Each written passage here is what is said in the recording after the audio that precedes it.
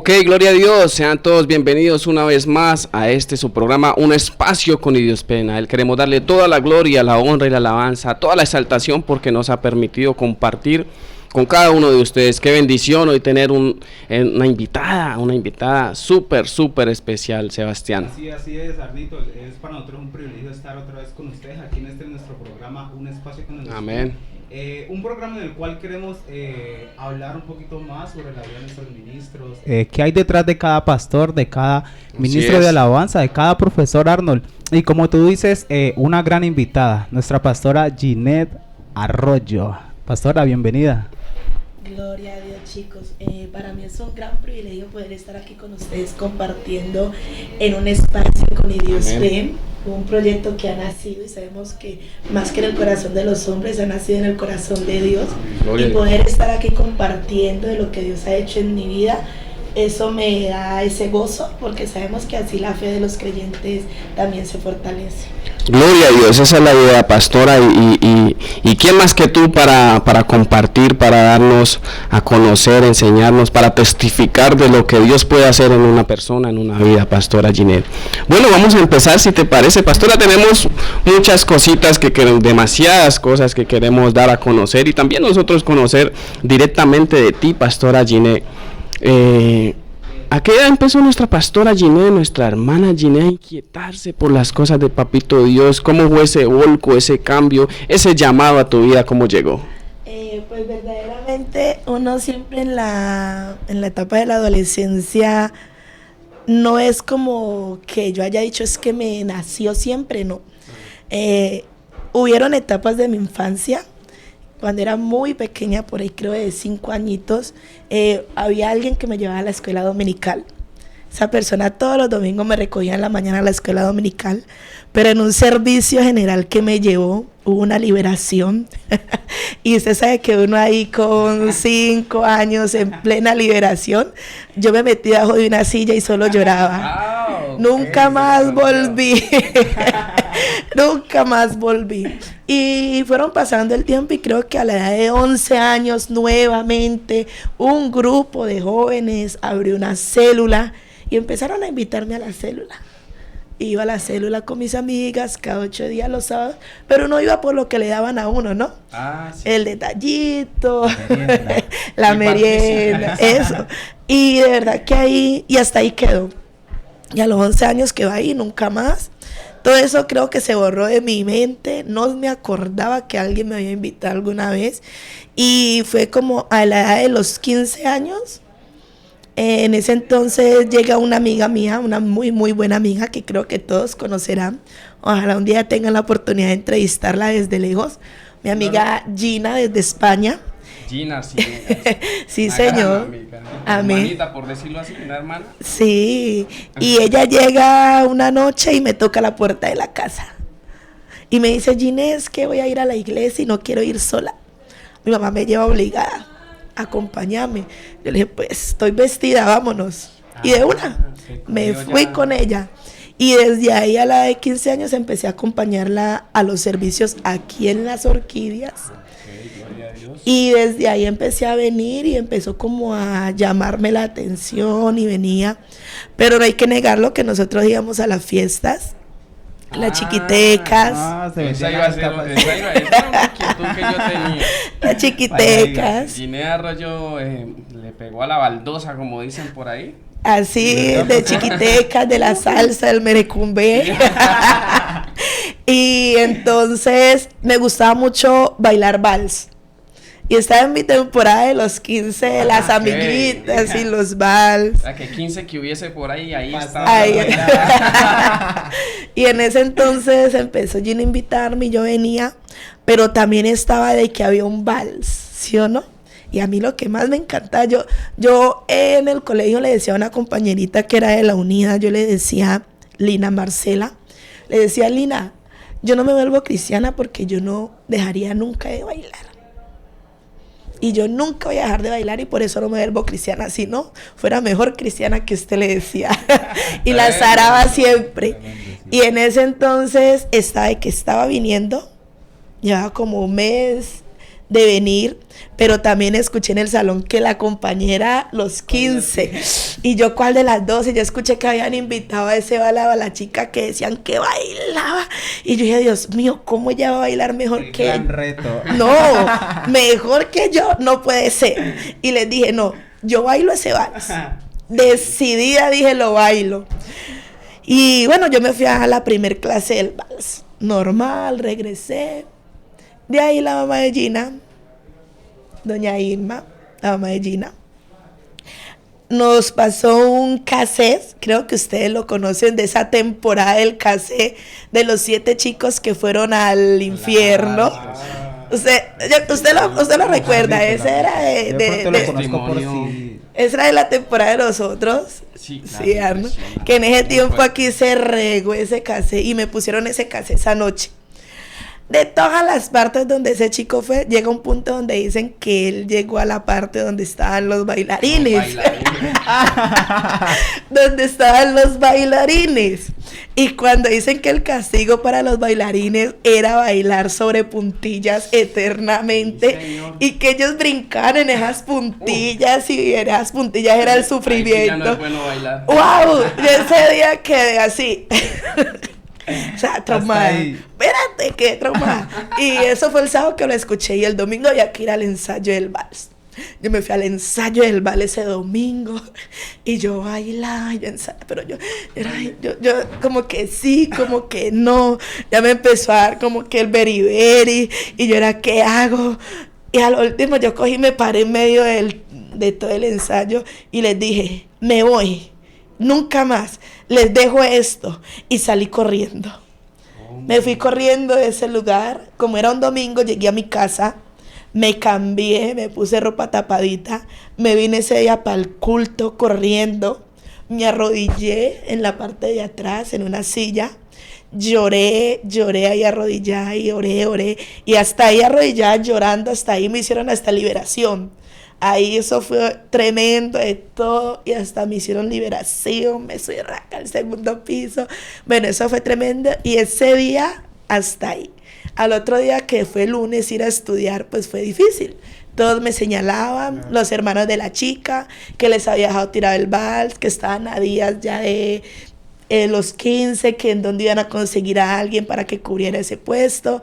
Me los gané, pero ese día creo que definí y dije, vamos a servirle al Señor completamente. Y de una. O sea que ese video fue como el impulso que te dio como para hasta ahí. Escuchar ese cassette y llegar a ese punto y saber de que verdaderamente hay un infierno y de que verdaderamente va a venir un juicio y saber de que Dios nos ama y Él murió por nosotros. Y teniendo nosotros como esa revelación, ¿por qué esperar que llegue ese día? ¿Por qué no nos anticipamos? Y yo dije, Dios mío, yo no quiero que para mí haya ese fin. Y desde ahí tomé mi decisión. El hermano José Quintero me dio el discipulado. Y eso fue rapidito, hermano Arno. Yo empecé a venir en septiembre aquí a la iglesia. Ya en diciembre totalmente consagrados, que eran las fiestas y todos nos esperaban que fuéramos a bailar, pero no estábamos nosotras vestidas con nuestras gran faldas, sentadas en el andén con Gina. Y el 9 de enero nos bautizamos. O sea, septiembre y 9 de enero bautizadas. Fueron meses. Sí, fue algo que el Señor hizo radicalmente. Me aterra, es muy impresionante la estrategia del Todopoderoso, de nuestro Abba Padre. Cómo la sangre de Cristo se encargó de poner esas puntillas en tus zapatos, hacerlas que cuando las sintieras por allá. Es de verdad que, como dicen por allá en los Hechos, ese día pasó en tu vida que descendió el Espíritu Santo sobre tu vida y como dice, recibiréis poder cuando haya venido sobre ti el Espíritu Santo. Es que eso fue de una, pastora Gine, cuando Dios tiene sus escogidos, sus llamados, de verdad que Él obra de una manera sobrenatural, impresionante. Amén, amén, como tú dices, y solo lo puede hacer el Espíritu Santo, amén. Porque sabemos que dice en la palabra que Él es el que convence de pecado, de justicia y de verdad, y el Espíritu Santo fue el que me convenció en ese momento. listo, iniciaste tu proceso de una. Eso fue algo radical, Sebastián. Sí. Fue una decisión que debemos tomar y ser radicales porque es la mejor. Yo digo que no es la mejor, es la única. Es el único camino que nos puede llevar a esa senda de paz. Pastora Giné. Pastora Giné en estos momentos, en ese tiempo empieza el proceso. La hermana Giné, ¿cómo empieza la adaptación, la aceptación en tu familia? ¿Había algún creyente o te empezó, o te tocó empezar solita o tenías el apoyo de pronto de alguien en casita que te decía, dale, tú puedes, mira esta Biblia, lee?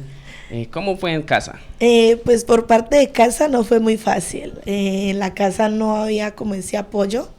Inclusive, como que vamos en el punto en que me bauticé, creo que fui y le dije a mi mamá una semana antes de que venían los bautizos y que para los bautizos necesitaba para el transporte, que era lo único que tenía que llevar.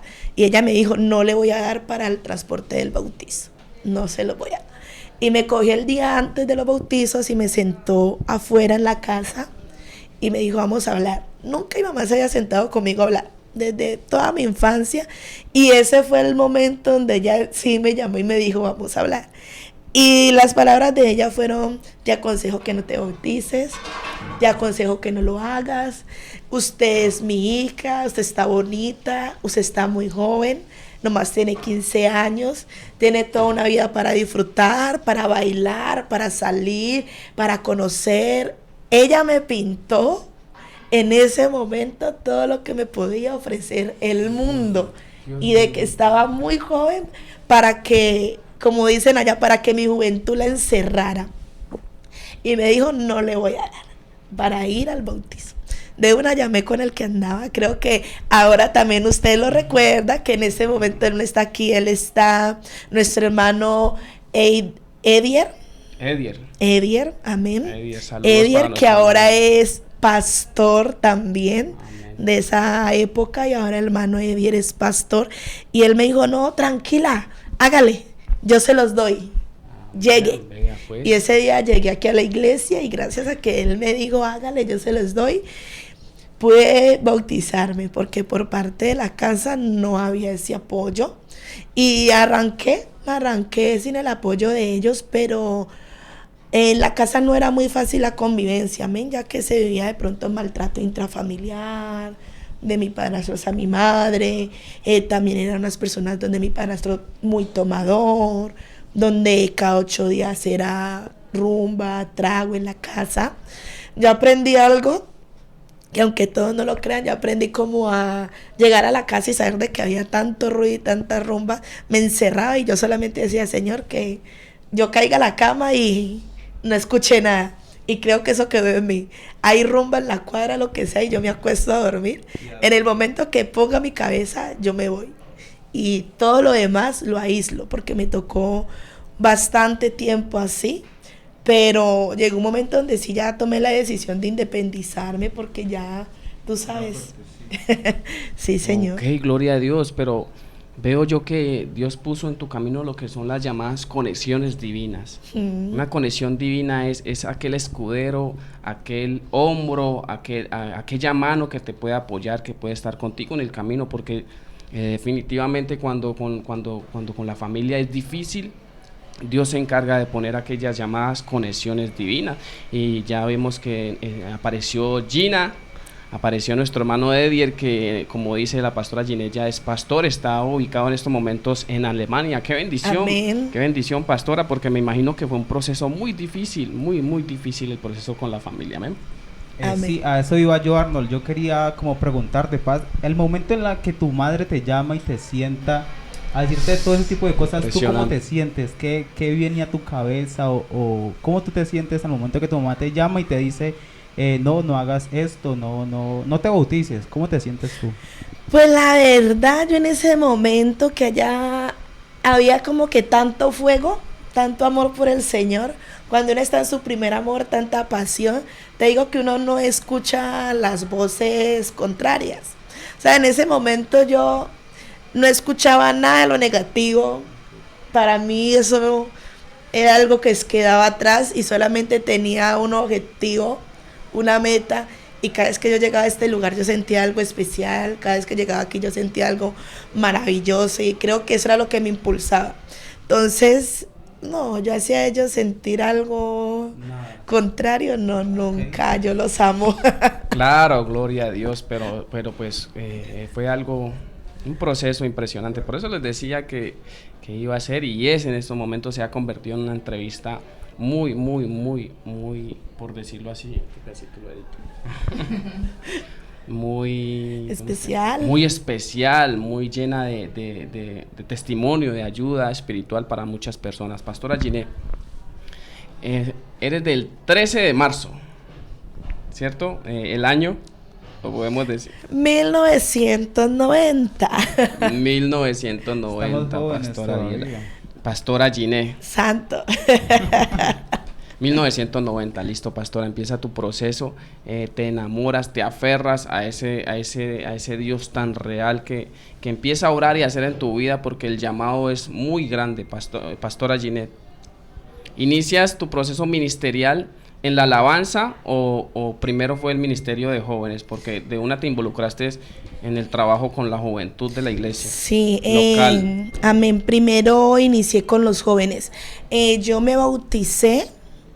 Ese 9 de enero que yo me bauticé, fue una semana explosiva. Explosiva porque yo me bauticé y se vino todo así, seguidito. Ese día yo me bauticé, hubo aquí un ayuno, yo me bauticé el 9, a los días siguientes hubo un ayuno y me lanzan en mi primera prédica. Los ayunos los dirigía la pastora Diela Álvarez. Amén.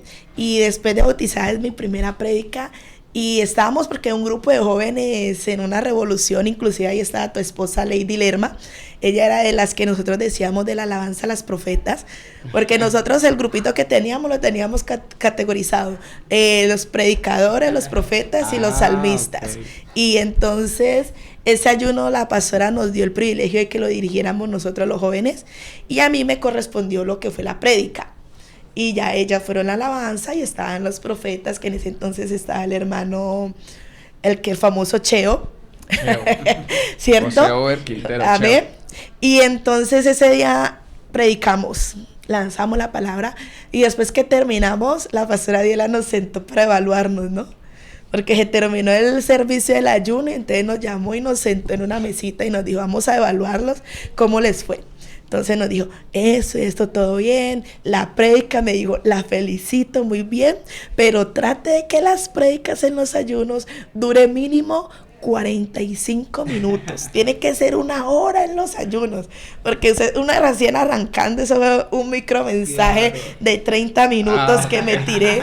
Y ella me dijo, muy bueno, pero trata que en los ayunos mínimo 45.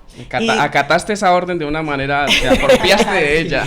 Y ese día fue mi primer prédica en el ayuno. Y a los días siguientes estaba la vigilia unida de todo el distrito del Valle. Esa vigilia unida se hizo en la iglesia presbiteriana Cumberland, en uno de los salones de ellos, y fue nuestra primer vigilia unida en la que yo participé, bautizada, y me dieron el privilegio de que llevara una reflexión. Fue seguidito. Esa reflexión se convirtió en una prédica, y así como había cantado las órdenes de la pastora Adiela, se convirtió en una prédica que fue algo, mi primera así en medio, recién bautizada, y todo el público en ese entonces, toda la MI del Valle se unía. Todo el auditorio, y fue algo tan impresionante como la gloria del Señor cayó, como la manifestación del Espíritu Santo, y estaba tan emocionado el pastor Ernei de todo lo que veía, que a todos los jóvenes los llamaba y los pasaba que fueran haciendo una oración. No sé si te acuerdas, pero a cada uno lo llamaba y quisiera una oración, y los llamaba y quisieran una oración, y eso fue una gloria donde prácticamente la vigilia nos la tomamos nosotros los jóvenes en esa hora, en ese espacio súper especial. Y en ese entonces hubieron elecciones, quedé en la parte de los jóvenes, amén. Empecé a trabajar y era la secretaria, quedé como la secretaria de la Junta de Jóvenes, y ahí arrancamos como secretaria. ¿A qué edad se da todo eso? ¿Qué edad tú empiezas como secretaria?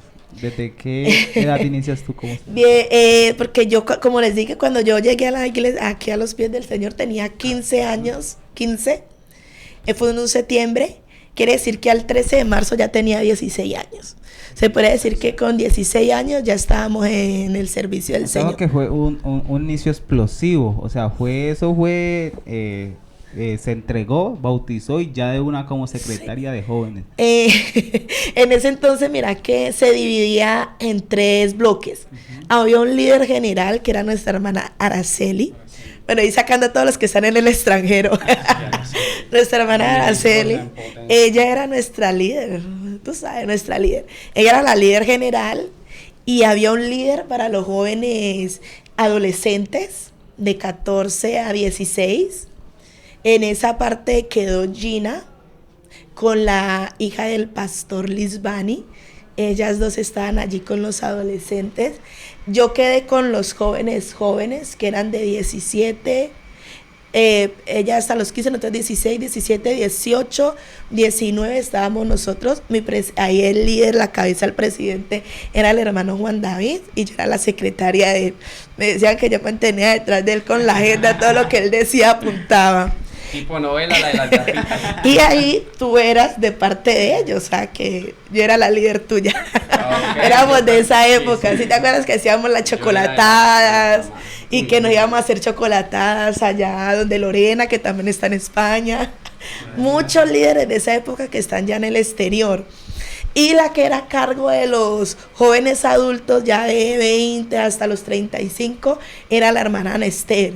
Que Ana también, Esther, sí, también Ana Esther, que era de allá, de esa época, que ya no están. Y entonces ahí empezamos en esa parte con los jóvenes. Pero había siempre un deseo de la alabanza. Porque yo en donde estudiaba, yo hacía parte de la banda de guerra. La banda marcial. Donde entonces yo fui la que empecé con ellos, los pinitos, empezamos a aprender, a enseñar a tocar que la lira, que la tambora, que esto, que lo otro. Y desde ahí, y como en la banda marcial íbamos a hacer presentaciones que para la Virgen, que las luces, todas esas cosas. Y un día le dije, Señor, yo me voy a salir de la banda marcial, pero entonces necesito que tú me abras las puertas para entrar a la alabanza. Entonces me retiré de la banda marcial del colegio y entré a la alabanza. Entonces ahí mi ministerio siempre fue en eso, en los jóvenes y en la alabanza en el coro. Ok, llegó el ministerio de alabanza, un gran complemento, pastora. Ahí estábamos contigo, tú también eras de la alabanza. Fue muy hermoso, pastora, empieza tu proceso.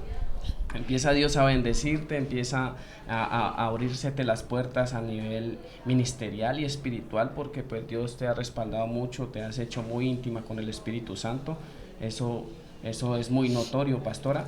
Pero también empiezan a llegar unas etapas, unos procesos, unos desiertos a tu vida que tal vez puedan marcar tu vida. Tal vez fue muy difícil, tuvo que haber sido muy difícil, pastora. Tuviste un primer golpe en tu vida que de pronto, si no hubiese estado ahí el Espíritu Santo, no hubiese sido de la misma manera. Tu hermano, el menor. Amén. Bueno. El nombre... José Duán. José Duán. José Duán. Pero cuando yo escucho que los Duán o los José, no se me olvidan. José Duán. Entonces empezamos aquí el proceso con él. Mi hermano y ellos estaban en un colegio con fundamentos cristianos. Y ahí en ese lugar habían fundamentos donde él también estaba como enamorado de esas cosas, envuelto en ese ambiente. Inclusive los que lo conocían a él decían que cuando se iban a hacer que evangelizar, lo otro, que mi hermano salía mucho con ellos. Él tenía 13 años cuando estaba en el proceso en el colegio, que evangelizaban, que se empezó a ir a una congregación, empezó a congregarse. Pero llegamos a un punto donde siempre yo le voy a decir algo a la juventud. Los jóvenes siempre dicen que nadie daña a nadie. Y quiero decirles, jóvenes, en su cara que sí. Porque la palabra del Señor es muy clara cuando dice que un poquito de levadura leuda toda la masa. Y que una manzanita podrida pudre todas las demás manzanas que están en el huacal. Y los jóvenes de hoy en día le dicen a los papás, ay, no se meta, él no me va a dañar. Si él es así, pero yo no me voy a dañar por él. ¿Qué pasó? Mi hermano era un adolescente que él era de la casa al colegio, él jugaba fútbol, era una proeza, realmente una proeza muy, muy bueno. Y entonces él era nomás de la casa al colegio, al entreno y cuando se iba a la iglesia. Pero llegó una personita que empezó a visitarlo. Nosotros no lo vimos pues normal, pues como nadie daña a nadie, ¿cierto? Y uno está en esa juventud donde nadie daña a nadie. Y silenciosamente esa personita empezó a meterse. Y cuando nos dimos cuenta era que ya Duan empezó a consumir a la edad de 14 años. Y fue una época rápida porque él empezó a consumir y eso fueron días. Eso no pasó el tiempo, sino que eso le subió a él, perdón, le va a uno la voz. Entonces, tomemos agüita. Entonces, eso fue rápido. Entonces él empezó a consumir, nos dimos cuenta que empezó a consumir. Fueron mesecitos, eso fueron como 3 meses, pero 3 meses de locura. 3 meses de locura fuerte porque en ese entonces yo trabajaba para la Gran Colombia y él como empezó a consumir lo que me veía por ahí, mi sueldo, llegué a ver momentos donde yo llegué, mami, mi sueldo no está, mi sueldo lo llegó a sacar, a robarme el sueldo, pertenencias, que una loción, que una crema, me robó eso, al papá le robó hasta una máquina de construcción porque mi padre es constructor y eso fue loco, fueron 3 meses nomás. Y en una cosa de esas que se le sube la cosa a la cabeza, en la calle se le alzó a la persona que no debía, a la persona equivocada, se le paró, que vení, que decime, que yo paro frente, y la persona simplemente lo miró y le dijo, usted no sabe con quién se metió. Y ese día quedó así. Y me acuerdo tanto que estuvimos en un ayuno congregacional. Y a mí me marcó mucho esa parte con mi hermano, primeramente, porque estábamos en un ayuno congregacional. Y yo me acuerdo mucho que yo oraba y ese ayuno lo presenté por él. Y yo me arrodillé y yo le dije, Señor, es tan fuerte que yo le dije, Señor, prefiero que me lleves a mí, que sé que estamos ahí como tratando de hacer como tus cosas. Y a él darle una oportunidad que él pueda arrepentirse. Porque yo decía, Dios mío, yo sé que si mi hermano en ese momento se va, y ese ayuno fue especialmente por él. Y ese fue el ayuno congregacional todo el día. Pero el día lunes, estando en la casa, estábamos en la casa y él salió. Yo quedé en la casa haciendo la comida, pues yo cocinaba para mis hermanos. Y él salió y cuando regresan corriendo a alguien y dice, le dieron a Duan. Y ese día le dieron a Duan y nosotros como que en la casa le dieron a Duan. Y verdad, ese día él se lo llevaron por urgencias. La persona pues que le dijo que se había metido con la persona equivocada, le pegaron 3 tiros. 3 tiros bien definidos porque él estaba sentado en el parque de espalda. Y llegó la persona y le pegó los 3 tiros en la parte de la espalda. Y los tiros fueron contundentes. Número 1, pues ellos iban envenenados, iban con materia fecal, o sea que sí o sí eran y fueron en los pulmones, 1 en cada pulmón y 1 en la columna.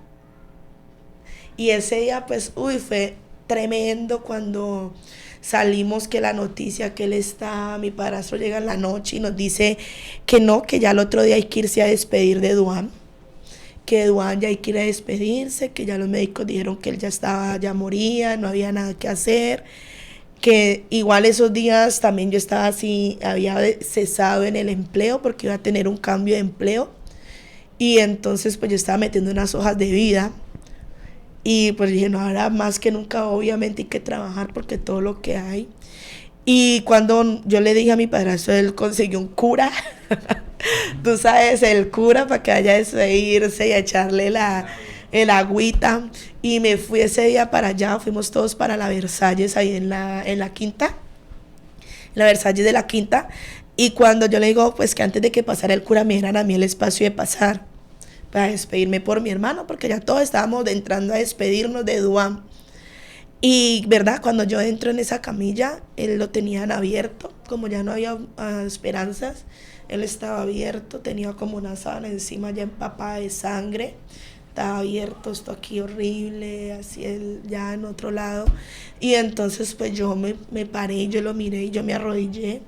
Y yo me puse a orar, a orar, a orar, a orar, a orar, a orar. Y lloraba y yo empecé a clamar, a gemir. Y fue tan impresionante que en ese momento todos los equipos empezaron a pitar. Empezaron a pitar, empezó todo a pitar, empezaron a ver signos vitales, vida. Y de una los médicos entraron, me sacaron y dijeron, lo remitimos para la del Lili, vive. Y lo sacaron, todos lo llevaron. Y mi hermano, ese día él no murió, no entró el cura a hacerle porque yo decía, Dios mío. Santo Sol, llamaba sí, así. porque yo ese día yo le dije yo le decía al pastor, es que yo no puedo concebir que mi hermano en ese momento se muera. Porque si él ahora mismo él se muere, su fin y su eternidad es sin Cristo. Es una condenación. Y yo necesito tener la certeza de que él despierte y que él pueda arrepentirse. Y de verdad que mi hermano volvió en sí y él estuvo 6 meses en todas las clínicas de Cali. Porque mi hermano estuvo en condiciones fuertes, porque él en medio de todo eso, él tuvo varios paros, se les quemaron las neuronas del cerebro y él estuvo en todas las clínicas. Algo que también quiero decirle a los jóvenes, porque esto siempre, muchas veces los jóvenes dicen con qué autoridad me lo habla, pero tengo la experiencia. Y hay una parte muy especial en la Biblia también cuando dice, honra a tu padre y a tu madre para que los días sobre la tierra te sean alargados. Y con mi hermano lo entendí, porque él en su etapa que él estaba enceguecido, porque sabemos que es el enemigo, él no honró a su padre, él no lo honró. Él inclusive en ese momento de cuando estuvo drogado, él alzó su mano en contra del papá. Y hermanos, les cuento que cuando mi hermano estuvo postrado, lo primero que se le disecó fue la mano que él le levantó al papá. Tremendo. Y él estuvo postrado y para nosotros fue difícil. Pero durante esos 6 meses le hablamos la palabra, le predicamos, me decían que él tenía muerte cerebral, que él no podía entender, pero cada vez que yo iba le hablaba, le predicaba, le hablaba, le predicaba, le hablaba, le predicaba. Cuando un día volvió en sí, él volvió en sí, después de todo este proceso, él volvió en sí. Nos dijo que todo lo entendía, que todo lo había escuchado, que cada vez que le íbamos a hablar, él lo entendía, que él lo escuchaba. Él volvió en sí, nos lo enviaron a la casa, ahí tuvimos la oportunidad de que él le pidiera perdón al papá, que le pidiera perdón a la familia. Todas sus noches eran solamente, su lamento era pedir perdón. Él era perdón, perdón, perdón, perdón, porque él llegó en unas condiciones con tracostomía, con sonda, alimentado con sonda, parapléjico, no se movía, postrado. Lo único era el medio susurro que él hacía. Y él siempre pidió perdón, perdón. Él hicimos la oración de fe. Tuvimos la oportunidad de que él tuviera como ese encuentro con el Señor. Y algo que siempre yo tenía en mi mente, yo decía, este proceso que él está viviendo es la purificación de su alma. Porque todo lo que sucedió, Dios le está dando una oportunidad. Y es tremendo porque cada momento que sucedía, yo estaba aquí en la iglesia y me acuerdo que ese día con la alabanza había un retiro que la pastora había programado y dijo que para ese retiro tenían que ir todos los de la alabanza para servir y que debíamos ir a servir a ese retiro. Entonces ese día yo me fui preparada a donde mi hermano a visitarlo para despedirme porque me iba para el retiro y yo había preparado pues un mensaje y todo para hablarle, pero ese día que yo llegué y lo miré, yo dije, mi hermano ya no pasa. Y entonces ella me hice detrás de la camilla y lo que le dije, Duan, hoy lo que vamos a hacer es vamos a perdonar. Le dije, porque nosotros pedimos perdón, Dios nos perdona, pero para poder entrar al reino de los cielos también hay que perdonar. y le dije, vamos a empezar a perdonar. Y le dije, perdona a los que te hicieron esto, perdona al que te pegó los tiros, no tengas odio, perdona todo, no guarde. Y empecé a hacer perdón, y todo fue en perdón. Y nuevamente la oración de fe. Y mi última frase fue, los cielos desde este día están abiertos. Y me fui para el retiro. Y me fui para el retiro con mi dolor y todo, pero me fui para el retiro porque yo sé que nos ocupamos de las cosas del Señor y Él obra en nosotros. Y me fui para el retiro, y cuando regresé, la noticia después del retiro a la madrugada fue, falleció. Y fue difícil, ya estaba trabajando en la Gran Colombia para una empresa que se llama Macpollo. Inclusive se me pasó ese día que yo fui a despedir a mi hermano, que les dije que él estaba en las últimas. Ese día me llamaron a contratación y desde ese día me fui a contratación y yo estaba haciendo las pruebas y me decía la chica, ¿tú qué tienes? Le dije, en ese momento mi hermano se está debatiendo entre la vida y la muerte, y me dijo, ¿tú eres capaz de hacer las pruebas así? Le dije, sí, yo soy capaz, necesitamos el trabajo. Y ese día presenté así las pruebas y pasé el proceso y todo, y estuve trabajando, y de verdad que fue una bendición porque estuvimos, imagínense, 6 meses con mi hermano, todo lo que se necesitaba. Pero de verdad que él partió, nos llegó la noticia y fue doloroso, pero tenía una gran satisfacción de que yo dije, Dios mío, me diste la oportunidad de que él pudiera arrepentirse, de que él te pudiera aceptar. No sé de qué manera te lo ibas a llevar, pero sí esta era la forma en que él iba a estar allá en el reino, porque cuando está la promesa de que yo y mi casa serviré al Señor, y de que para todos está la promesa, de cualquier manera, pero ahí él estaba. Y algo que selló en mí la paz total, porque había dolor, tristeza, fue difícil, pero algo que me selló a mí eso y me dio la certeza, fue que en una de todos esos días así fuertes de luto y de tristeza, estaba ese día yo acostada en la cama, estaba yo acostada en mi cama y me acosté a reposar y sentí como de parte del Señor, yo sentí cuando entró así un niño, mi hermano como un niño, así a la habitación, y desde ahí yo sentí cuando él entró como un niño y que vi que él entraba como niño y que se iba así como, fue como en ese momento sentí como cuando la palabra del Señor dice que entraremos al reino de los cielos solo como niños. Y ahí sentí esa paz y sentí la seguridad de que verdaderamente el Señor le había dado su oportunidad.